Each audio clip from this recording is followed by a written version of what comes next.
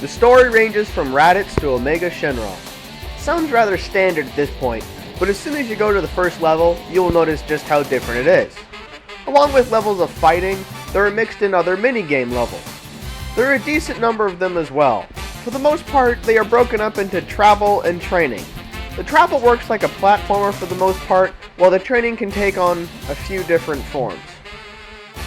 These levels help to break up the constant string of fights and help make working through the story one more time much less tedious. For certain fights, you have set items they force you to use, while in others you're free to pick what you want. Though, this only extends as far as the ultimate specials and one support for transformations. So, you will always be able to pick at least one support and always an item. It also has a few cutscenes from the more memorable moments. Some of these scenes are a bit off, but for the most part they are good and follow what happened well. I know how to deal with you. Trunks, Bulma, I do this for you. And even for you, Kakarot.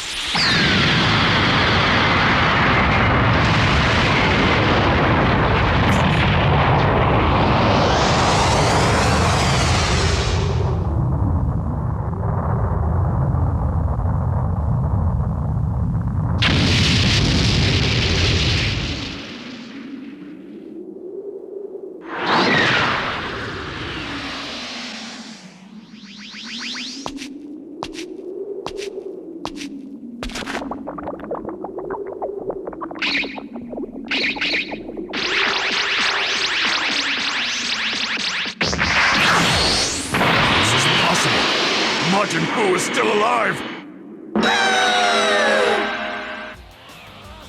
While these miss a few scenes, they do have every major fight along with the training, so overall, a good story mode that offers more than a normal fight, and fight some more.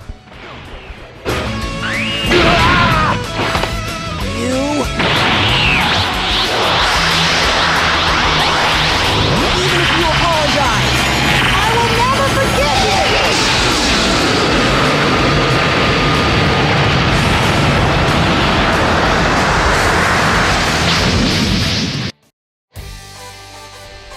For the most part, the graphics are good. Characters look nice, the auras are just beautiful, and the normal specials are also a joy to look at. My only real complaint about the graphics is the beams look more like bursts and the character models can be a bit stiff at times. On the plus side, the game has a lot of pretty explosions. It's all explosion-y and it went like boom! Once more, I must ask, why is there no tournament mode? I don't care if you wouldn't use it much. DBZ games needs tournaments. Despite that, the game has a decent bit to play around with. First, you have a lot of stuff to buy in the shop to customize your characters with, but more on that in the next section. So apart from the story mode, you have your standard verse mode. While locked from the start, there's another mode called Fighter's Road. Here you have a total of 105 fights to clear. Working on clearing all of these fights will give you enough to work on. This added in with the next part gives this game enough content to make you happy. The customization in Infinite World is based off the capsules you buy. Each one takes one slot in its respective category. You can equip one ultimate, 2 specials, 1 items, and up to 4 support capsules once you unlock the last 2 slots. Each item takes 1 slot and gains power by leveling up. A good example of how leveling up a capsule affects its power are the transformation ones. For example, a level 1 transformation capsule for Goku only lets him go as far as Kaioken, while a level 5 will let him go all the way up to Super Saiyan 4. Of course, each level costs money. Each character also has their own personal item that have a large range of effect. Things such as having their attacks all become unblockable, taunting takes more ki, lowering your opponent's skills, and many others. Overall, this is a pretty good system. You are a little restricted in terms of the items you can equip, but the ones you can make a huge difference. Fast fighting with a balanced system. Combat is nice and fluid and moves quick. The AI can be rather ruthless at times, so don't expect the game to be a cakewalk. Apart from the fighting, we have the adventure levels. The controls here are rather bad. The movement is stiff and the jumping can be terrible at times. Also, the dash you can do in the air is so fast you have no time to aim your landing spot. The only good thing that saves this part of the game is you're given a rather generous amount of time to complete them. This just barely makes them bearable to beat.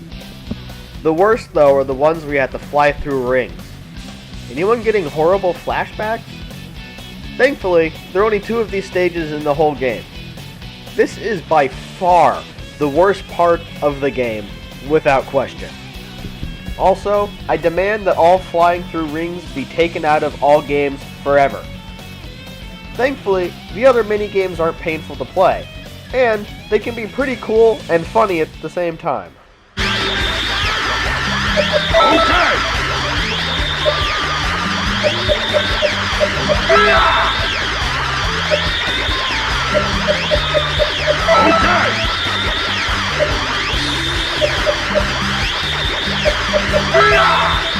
You did it! Well, I am the savior of the earth. The game covers the start of DBZ to the end of GT, so the story certainly passes the test. The attacks pass as well. They are over the top enough, and the planet explosions are just very well made. There are some problems though. Some attacks are done incorrectly. Most notable is the special beam cannon. Another thing to note is a few memorable attacks are missing. Most notably the final flashes in Ultimate, and the instant transmission Kamehameha. Also, you're unable to pick your transformations before battle, so any transformations you make will have to be in the middle of combat. Finally, there are no beam struggles. The 2 attacks will simply hit each other and either cancel each other out, or one will pass through depending on the strength of the 2 beams and characters.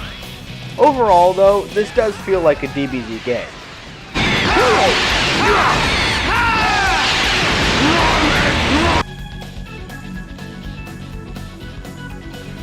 For the short version, if you liked Budokai 3, then this game won't disappoint you. If you hate 2D games, then skip it. For the average DBZ fans just looking for a fun game, this one is worth checking out. The positives heavily outweigh the negatives. For the more hardcore fans who are worried about the game missing a few moves, you might still want to check this one out. The story mode covers things that no other DBZ game does, making it worth your time to play through it.